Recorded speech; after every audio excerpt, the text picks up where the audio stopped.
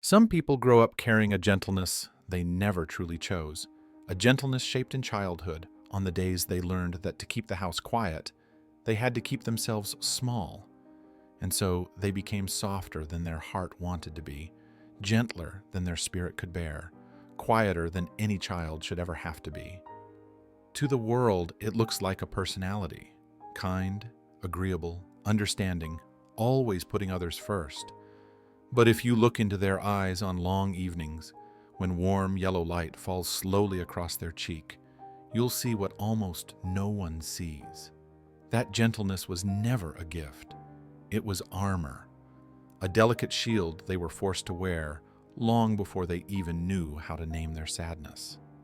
They step into life with the same rhythm, reading other people's emotions before allowing themselves to feel their own, watching for shifts in expression before speaking even a small sentence, tucking away their wants, trimming their feelings, stopping themselves halfway through a thought, just to avoid changing the temperature of the room.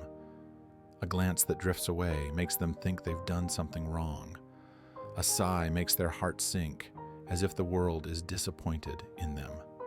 They apologize before they even understand what happened, and when someone asks, "Are you okay?" that thin, practiced smile returns every single time, like a curtain pulled over everything real inside. Under all those careful reflexes is a quiet exhaustion. Not loud, not dramatic, an exhaustion that only reveals itself in the moments they are alone. When they take off their shoes after a long day and feel their shoulders heavier than the bag they carried. When they lie down at night and realize they haven't lived a single minute for themselves. When the phone vibrates and their heart vibrates too, not from excitement, but from the fear of having to make someone else comfortable again. This tiredness didn't begin today. It is something they have carried for a very long time, so long that the memories have faded into small, pale patches of light inside an old house. There were days when the parents laughed, dinner was warm, the lamps glowed softly, and they believed the world would always be like that. But there were also days when silence stretched too far, when eyes turned colder than usual, when voices rose over things they never meant to do. The child learned to listen to things no child should ever have to hear. Footsteps, the final tone of a sentence, the rhythm of a closing door. They learned to predict whether the sky would be calm or stormy. Not through words, but through atmosphere, the kind children sense far more deeply than adults realize. And over time, they formed a truth no one ever spoke aloud. If I am pleasant, everything will be calm. If I am quiet, the house will be warmer. If I am good, I will be allowed to stay. No one taught them this. It was carved into them by small moments. A stern look, a slammed door, a tired sigh. Enough to place them into a role they never escaped, even into adulthood. When they grew up, they didn't abandon the role. They mastered it. They became the ones who soothed the emotions of everyone else, while letting their own emotions fall into dark, forgotten drawers. And each time they did, a small part of them dimmed, not because they were weak, but because they had learned long ago that disappearing was the safest way to be loved. As they grow up and step into a wider world, they continue carrying the old language of their childhood, the language that needs no words, only the slightest shifts on another person's face. At work, they anticipate what others want before being asked. In love, they adjust themselves to match the rhythm of the person in front of them, as if their heart has learned to beat according to someone else's emotions rather than their own. Among friends, they are the ones who fill the quiet gaps, the glue that keeps everything from cracking, the shoulder that supports others, but never lets anyone lean on it for too long. Wherever they go, they walk softly, speak softly, exist softly, like a warm lamp that dims itself so no one's eyes have to strain. They never intended to become this way. Their body simply reacts before the mind can understand. If someone's voice drops half a tone, their shoulders drop with it. If the air shifts slightly, they immediately forget what they were feeling and tune into the emotional weather of the room.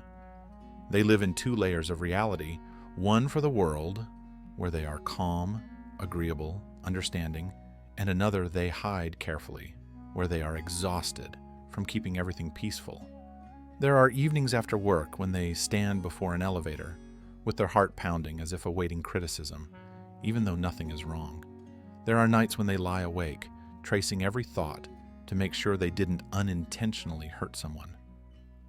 There are messages they reread over and over, analyzing a period, a pause, an emoji.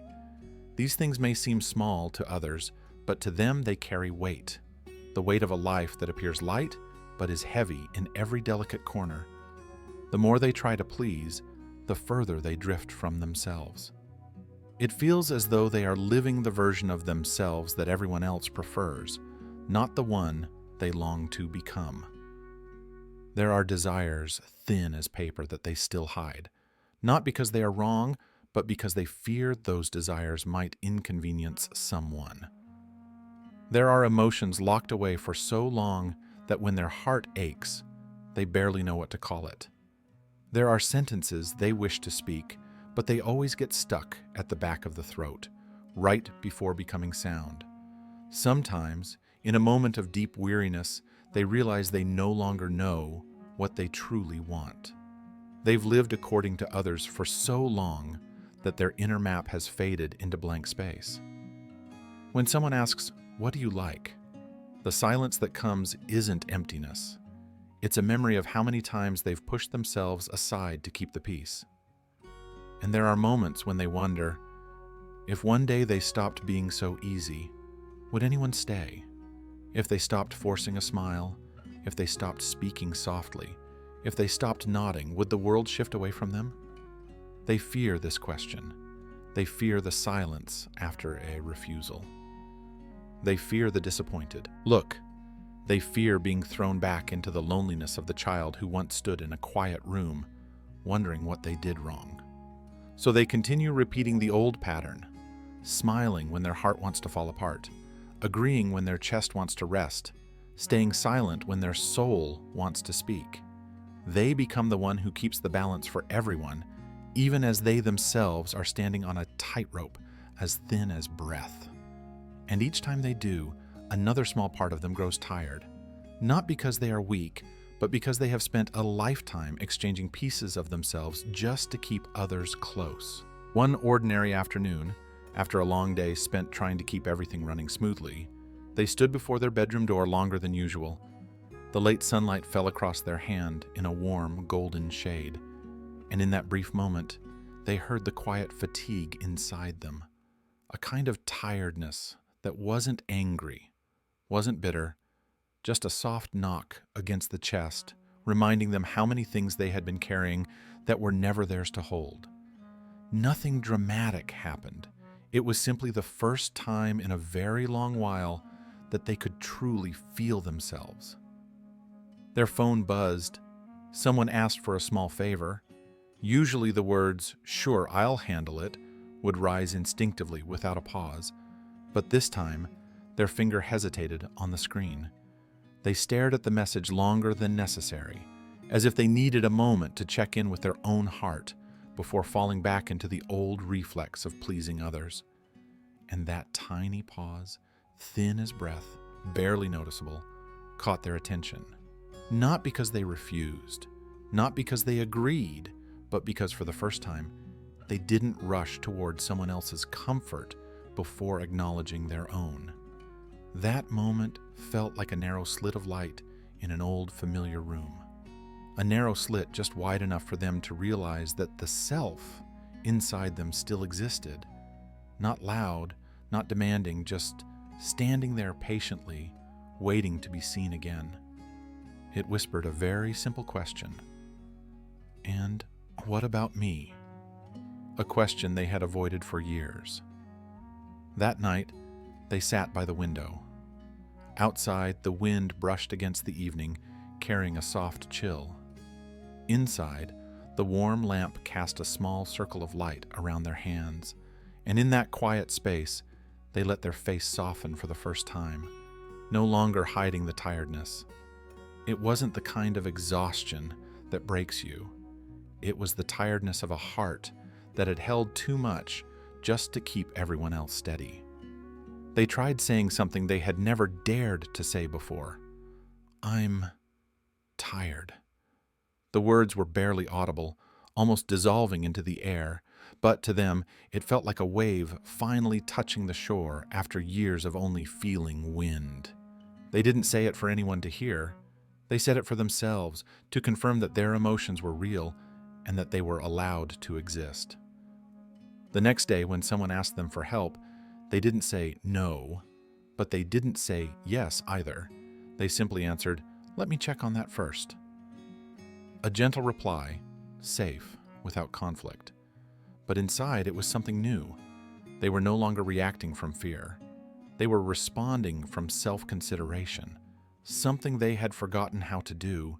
No one noticed the shift. No one knew that inside that soft sentence was a quiet earthquake. But they knew, and they felt something inside loosen, a small weight lifting from the chest. Their change didn't come from a grand resolution. It came from a breath, a pause, a true word. Some mornings they woke up and felt themselves more clearly. Not stronger, not happier, just more real. As if the fog between them and their own identity was finally thinning.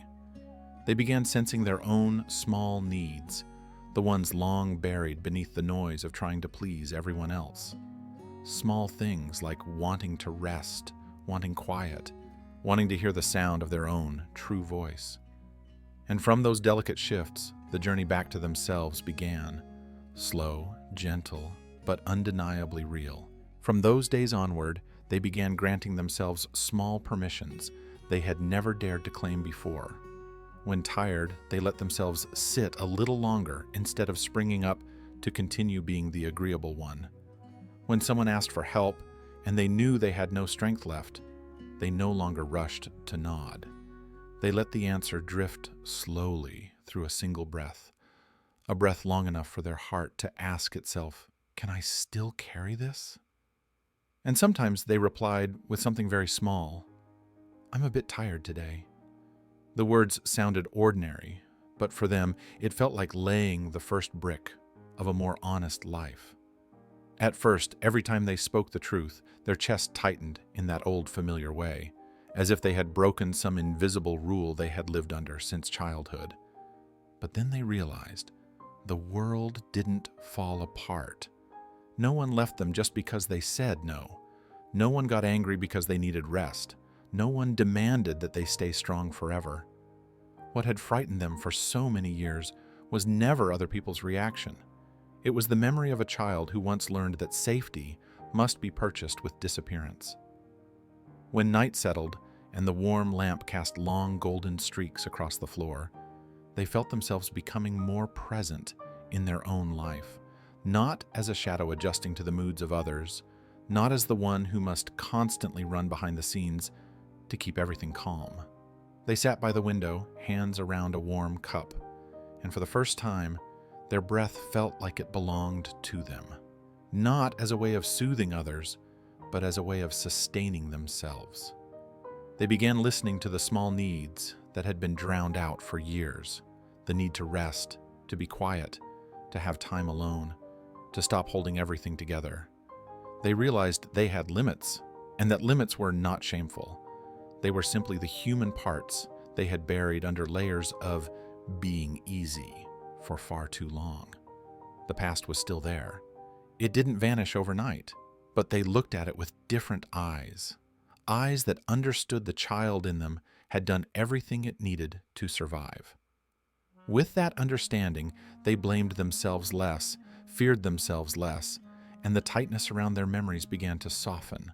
Soft, like the last yellow light falling at dusk, warm without being harsh, sad without being cold. One evening, as they passed by a mirror, they stopped. Not to see if they looked presentable, not to check if they were smiling enough. They stopped to truly look at the person standing there, the person who once shrank themselves to be loved but who was now learning to expand again without fear. In the reflection, they saw their own eyes, tired but honest, worn but real, still yet true. And in that reflection, they understood that the gentleness they once used as armor had now become something they could choose, not to please others, but to return to themselves. They no longer had to be soft to the point of disappearing. They could be soft in their own way, soft in a way that allowed them to stay, not dissolve. The golden light flickered across the mirror, and for once they didn't adjust their expression. They let it be natural, a little sad, a little tired, but unmistakably themselves. And that alone was enough for them to know that from this moment on, they never again had to trade their truth for love.